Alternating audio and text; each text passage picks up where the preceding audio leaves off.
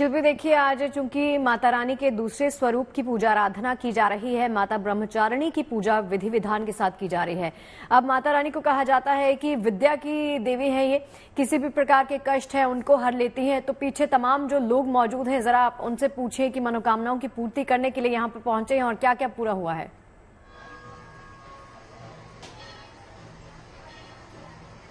बिल्कुल, देखिए ब्रह्मचारिणी देवी तप की प्रतीक हैं और किसी भी तरह की मनोकामना को पूर्ण करती हैं। हमारे साथ ये सज्जन हैं, इनसे पूछते हैं। ये बताइए कि ब्रह्मचारिणी देवी का दिन है तो उनको माना जाता है किसी भी तरह की मनोकामना की पूर्ति करती हैं, तप की देवी हैं। आप कब से आते हैं और आपकी कोई मनोकामना है?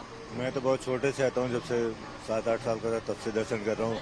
इवेंदर में बाहर बॉम्बे में पोस्टिंग रही, मैं आर्मी से रिटायर्ड हुआ हूँ, लेकिन दर्शन करने हर साल यहाँ आता हूँ। माता की कृपा रहती है, हमेशा दर्शन करने आता हूँ। और खासतौर पर कहा जाता है कि ये जो मंदिर है बहुत सिद्ध मंदिर है, मनोकामना पूर्ण होती है सब।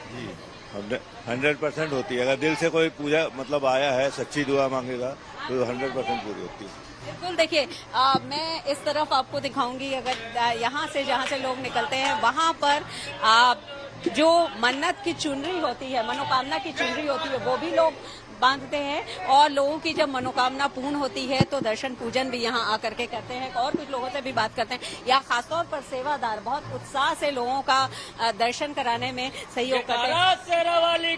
जय। ये बताइए कि इस मंदिर में माना जाता है कि दर्शन पूजन से जो भी मांगो वो मिलता है। ये महामाई का सच्चा दरबार है और यहाँ पे जो भी खाली हाथ आता है झोलियां भर के ले जाते हैं। यहाँ पे जितनी माएँ हमारी खड़ी हैं ये सब अपनी अपनी फरियाद यहाँ लगाती है, मनोकामना जाते जाते पूरी हो जाती है। जाते जाते पूरी हो जाती है मनोकामना।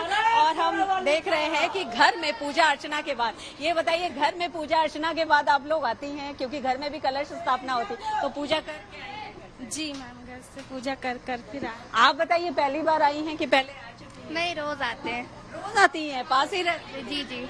लेकिन कुछ तो ऐसे भक्त हैं जो रोज आते हैं क्योंकि वो पास में रहते हैं। और ये जो लाइन है, क्योंकि आपको एक सिंगल लाइन यहाँ पर दिखाई पड़ रही होगी, ये इस वजह से है कि मंदिर के बाहर से ही इस बात की व्यवस्था की गई है कि सिर्फ एक कतार में भक्तों को आने दिया जाए। और आप दरबार में एक बार फिर से गुड न्यूज टुडे के दर्शकों को दर्शन करवाती हूँ इस अलौकिक अद्भुत विग्रह का, जिसमें एक नहीं 2 विग्रह है, क्योंकि विष्णु और लक्ष्मी के रूप में है और नारायणी के रूप में पूजा होती है माँ काली की। तो हम कह सकते हैं कि बिल्कुल अनुपम एक रूप, जिसको मंत्रों में भी बहुत ज्यादा प्रचलित मंत्र है, सर्वमंगल मांगल्ये शिवे सर्वार्थ साधिके शरण्ये त्र्यंबके गौरी नारायणी नमोस्तुते, शरणागत दीनार्थ परित्राण परायणे सर्वस्याति हरे देवी नारायणी नमोस्तुते। तो नारायणी का बहुत ज्यादा नारायणी की महिमा मानी गई है और उस नारायणी स्वरूप के यहाँ दर्शन होते हैं, पूजन होते हैं। देखिए दोपहर का वक्त हो चला है, लेकिन उसके बावजूद जो पंक्ति है यहाँ से लेकर के मंदिर के बाहर तक और काफी दूर तक भी है,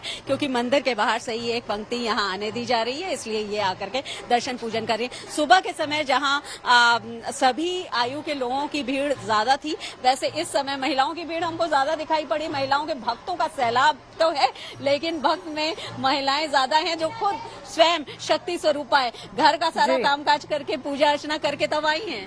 जी मैम। अच्छा, इसमें कोई थकान नहीं लगती क्योंकि माता की भक्ति में सब कुछ आसान है? हाँ, जी, किसी प्रकार की कोई थकान आपको दिखाई नहीं देगी, क्योंकि माता के प्रति ये इन तमाम भक्तगणों का समर्पण है। समर्पण भाव कहते हैं और भक्ति भाव सबसे बड़ा होता है। बहुत बहुत शुक्रिया शिल्पी, हमारे साथ जुड़ने के लिए, ये जानकारी साझा करने के लिए।